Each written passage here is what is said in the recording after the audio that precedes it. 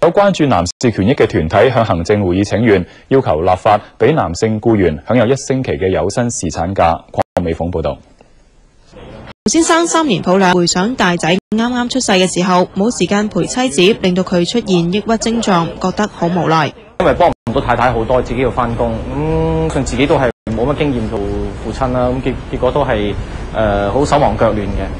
男士權責關注組10多名代表向行政會議請願，要求政府研究立法，俾男性僱員喺太太生 BB 之後有1個星期嘅有薪侍產假。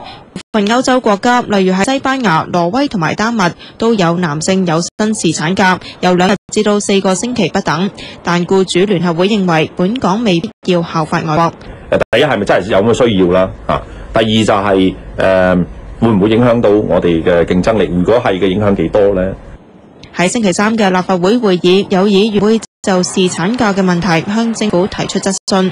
經濟發展及勞工局話，現階段唔適宜立法設立侍產假，但係政府會鼓勵僱主體恤僱員嘅家庭需要。